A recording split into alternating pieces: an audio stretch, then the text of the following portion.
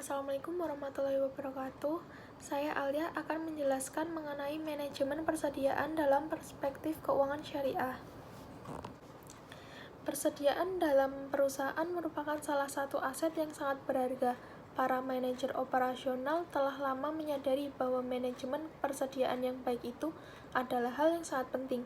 Suatu perusahaan dapat mengurangi biaya dengan cara mengurangi tingkat persediaan yang ada di perusahaan, karena dengan adanya persediaan yang overload akan menjadikan biaya semakin bertambah.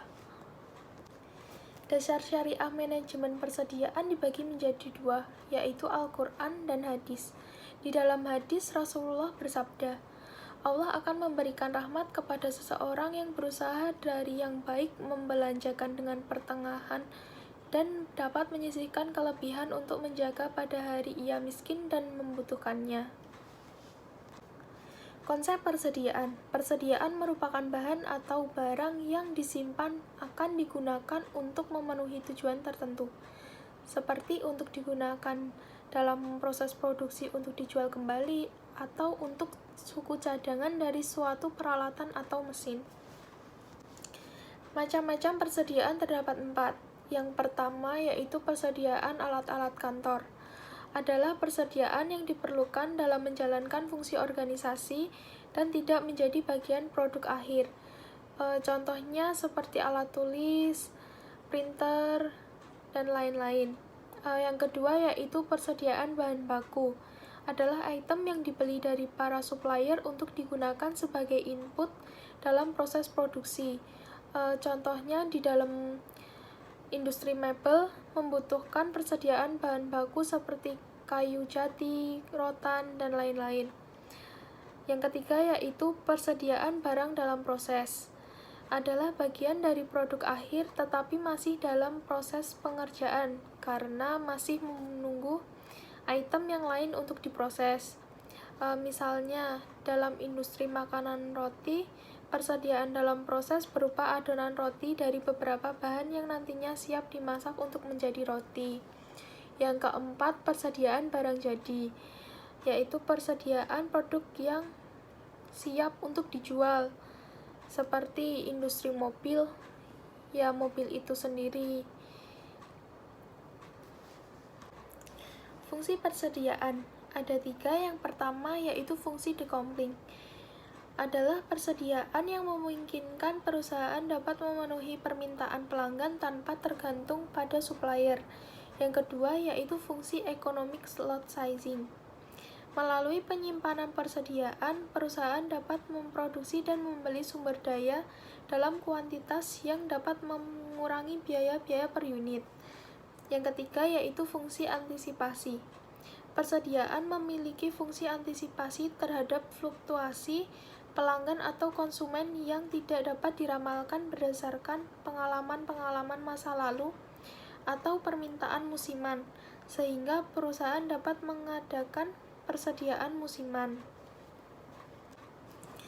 Selanjutnya, terdapat fungsi penting yang menambah fleksibilitas dari proses produksi atau operasi suatu barang. Yang pertama, untuk memberikan suatu stok barang agar dapat memenuhi permintaan yang diantisipasi dari konsumen yang bersifat fluktuatif. Yang kedua, untuk mengambil keuntungan dari potongan jumlah karena pembelian dalam jumlah yang besar secara substansial dapat menurunkan biaya produk. Yang ketiga, untuk melakukan holding terhadap inflasi dan perubahan harga, untuk menghindari dari kekurangan stok yang dapat terjadi karena perubahan cuaca, kekurangan pasokan, masalah mutu, atau pengiriman yang tidak tepat, untuk menjaga agar operasi dapat berjalan dengan baik dengan menggunakan barang dalam proses yang telah disediakan. Hal seperti ini dilakukan karena kebutuhan waktu yang digunakan untuk memproduksi barang dan sepanjang berlangsungnya proses terkumpulnya persediaan. Yang selanjutnya, Rangkuti menambahkan 6 kegunaan persediaan bahan baku dan barang jadi. Yang pertama yaitu mengurangi resiko keterlambatan datangnya barang yang dibutuhkan perusahaan. Yang kedua, mengurangi resiko pengembalian mutu barang yang tidak baik sehingga harus dikembalikan. Yang ketiga, mengantisipasi bahan-bahan yang dihasilkan secara musiman. Yang keempat, mempertahankan stabilitas operasi perusahaan atau menjamin kelancaran arus produksi. Yang kelima, mencapai penggunaan mesin yang optimal. Yang keenam, memberikan pelayanan kepada langganan dengan sebaik-baiknya, di mana keinginan langganan pada suatu waktu dapat dipenuhi dengan memberikan jaminan tetap tersedianya barang jadi tersebut. Kemudian terdapat tujuan pengelolaan persediaan. Yang pertama, untuk dapat memenuhi kebutuhan atau permintaan konsumen dengan cepat. Yang kedua, untuk menjaga kontinuitas produksi atau menjaga agar perusahaan tidak mengalami kehabisan persediaan yang mengakibatkan terhentinya produksi. Hal tersebut terdapat dua alasan. Yang pertama, kemungkinan bahan baku dan penolong menjadi langka sehingga sangat sulit untuk diperoleh. Yang kedua, kemungkinan supplier terlambat mengirimkan barang yang dipesan. Kemudian, tujuan yang ketiga yaitu untuk mempertahankan dan bila mungkin meningkatkan penjualan dan laba perusahaan. Yang keempat, menjaga agar pembelian secara kecil-kecilan dapat dihindari karena dapat mengakibatkan biaya menjadi besar.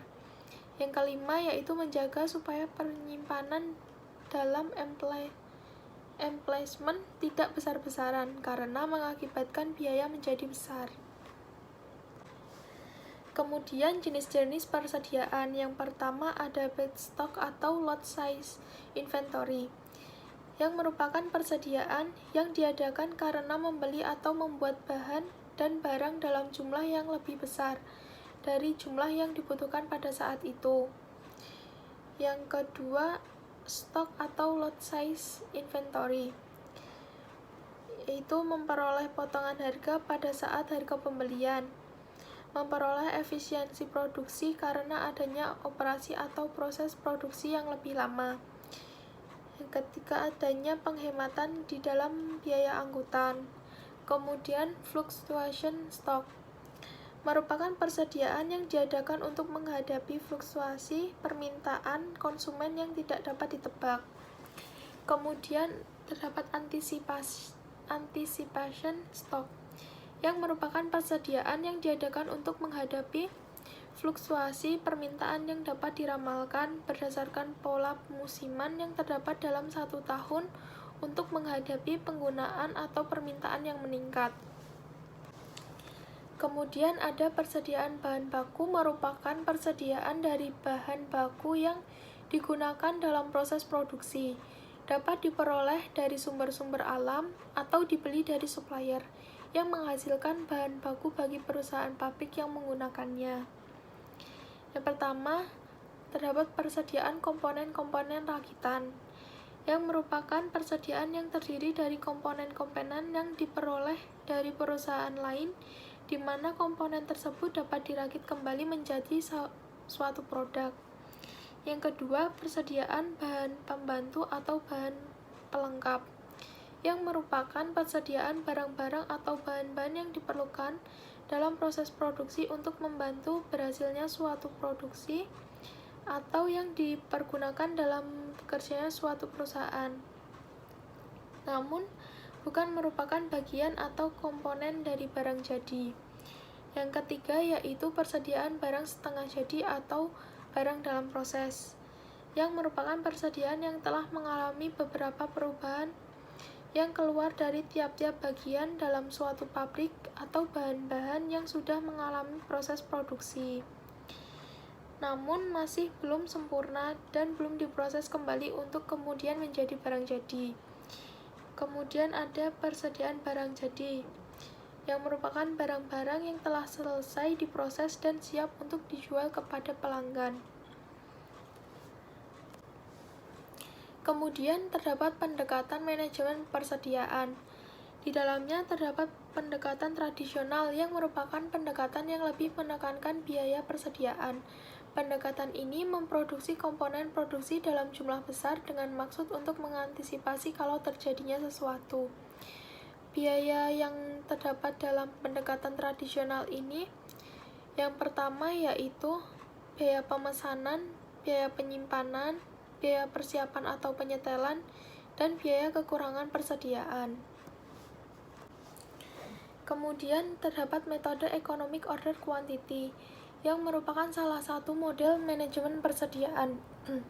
Digunakan untuk menentukan kuantitas pesanan persediaan yang dapat meminimalkan biaya penyimpanan dan biaya pesanan persediaan. Economic order quantity adalah jumlah kuantitas barang yang diperoleh dengan biaya yang minimal, atau sering dikatakan sebagai jumlah pembelian yang optimal. Rumus dari economic order quantity yaitu akar dari 2 dikali biaya pesanan kali penggunaan atau permintaan yang diperkirakan per periode waktu, kemudian dibagi biaya simpanan. Di dalam metode economic order quantity, terdapat beberapa karakteristik. Yang pertama yaitu jumlah barang yang dipesan pada setiap pesanan selalu konstan. Yang kedua, permintaan konsumen, biaya pesanan, biaya transportasi, dan waktu antara pesanan barang sampai barang tersebut dikirim dapat diketahui secara pasti dan bersifat konstan. Kemudian yang ketiga, harga per unit barang adalah konstan dan tidak mempengaruhi jumlah barang yang akan dipesan nantinya. Yang keempat, pada saat pemesanan barang, tidak terjadi kehabisan barang atau back order yang menyebabkan perhitungan menjadi tidak tepat. Yang kelima, ada pada saat penentuan jumlah pesanan barang, kita tidak boleh mempertimbangkan biaya kualitas barang. Yang keenam, biaya penyimpanan per unit per tahun selalu konstan. Kemudian ada reorder point, yaitu batas atau titik jumlah pesanan kembali. Reorder point berguna untuk mengetahui kapan suatu perusahaan mengadakan pesanan. Dalam penentuan atau penetapan reorder point haruslah diperhatikan faktor-faktor. Yang pertama, penggunaan barang selama tenggang waktu mendapatkan barang. Yang kedua, besarnya safety stock. Reorder point dapat ditetapkan dengan cara menetapkan jumlah penggunaan selama lead time dan ditambah dengan presentasi tertentu. Kemudian terdapat pendekatan just in time, merupakan suatu sistem yang memusatkan pada eliminasi aktivitas, pemborosan, dan cara memproduksi produk sesuai dengan permintaan konsumen dan hanya membeli bahan sesuai dengan kebutuhan produksi yang tepat, waktu dan tempat yang tepat. Dalam just in time terdapat beberapa karakteristik. Yang pertama, mempertahankan jumlah persediaan seminimal mungkin. Yang kedua, memelihara kualitas produk tetap tinggi. Yang ketiga, pembelian material dan memproduksi barang hanya dilakukan bila perlu. Yang keempat, membangun sistem penjadwalan yang disiplin. Yang kelima, memelihara pekerja atau karyawan yang mempunyai beberapa keahlian. Yang keenam, membangun sistem manufacturing yang fleksibel. Di dalam sistem just in time terdapat keuntungan dan kelemahan. Keuntungan yang pertama yaitu seluruh sistem yang ada dalam perusahaan dapat berjalan lebih efisien. Yang kedua, pabrik mengeluarkan biaya lebih sedikit untuk memperkerjakan staf.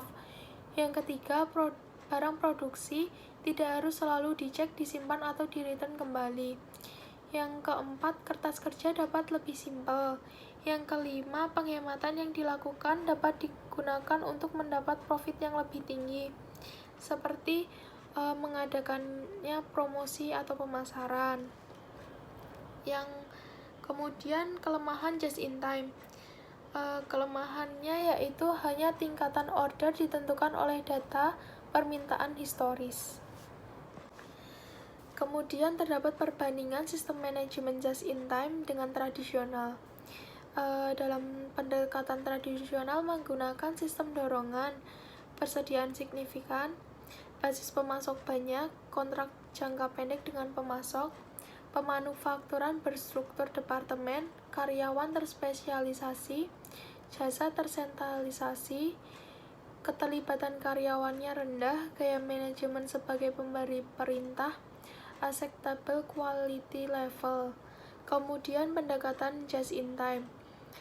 Ia menggunakan sistem tarikan, persediaannya tidak signifikan, basis pemasoknya sedikit, kontrak jangka panjang dengan pemasok, pemanufakturan berstruktur seluler, kemudian karyawan berkeahlian ganda, jasa terdesentralisasi, keterlibatan karyawan tinggi, gaya manajemen sebagai penyedia fasilitas, kemudian total quality control.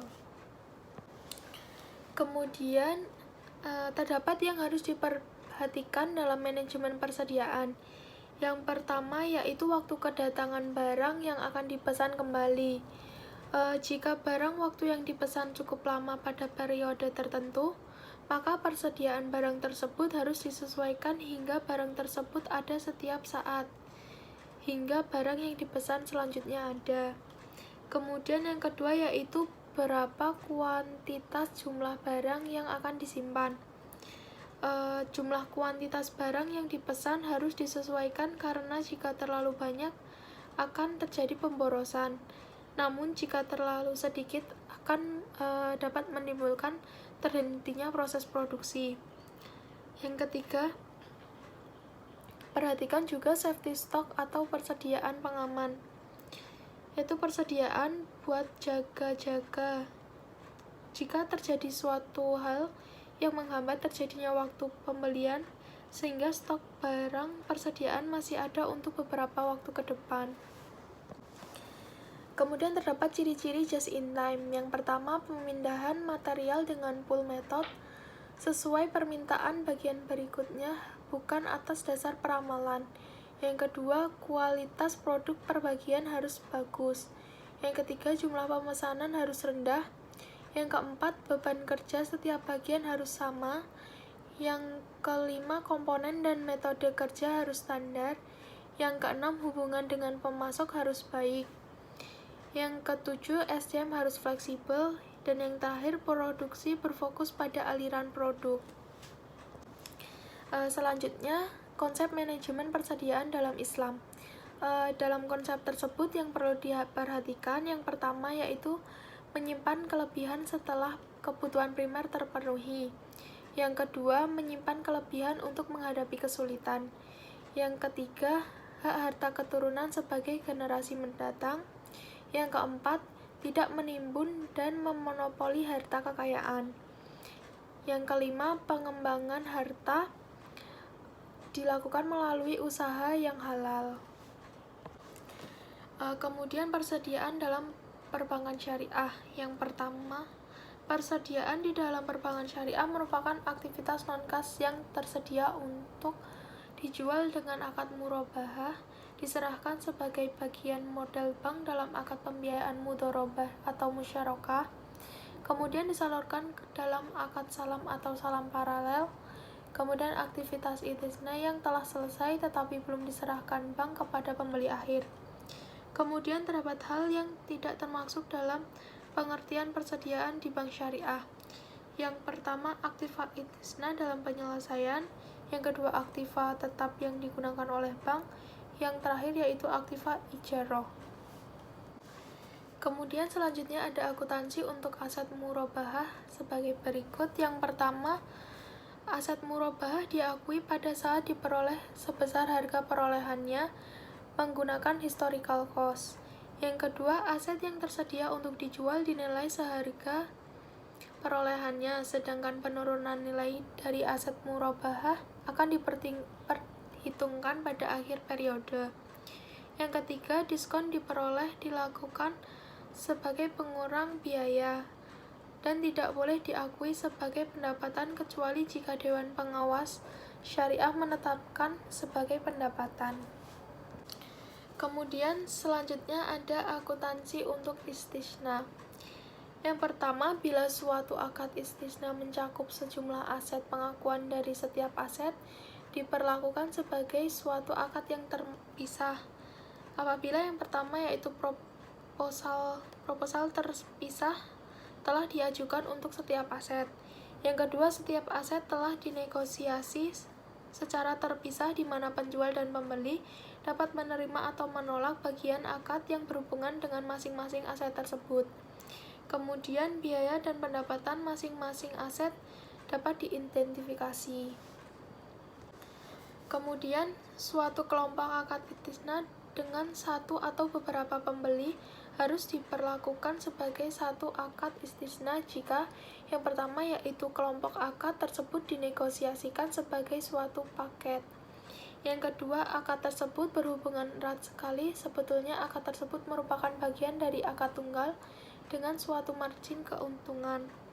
Yang ketiga yaitu akad tersebut dilakukan secara serentak atau secara berkesinambungan.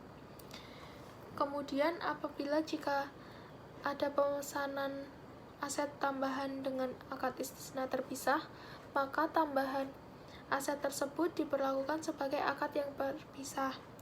Jika yang pertama aset tambahan berbeda secara signifikan dengan aset dalam akad istisna awal dalam desain teknologi atau fungsi. Kemudian harga aset tambahan dinegosiasikan tanpa terkait harga akad istisna awal.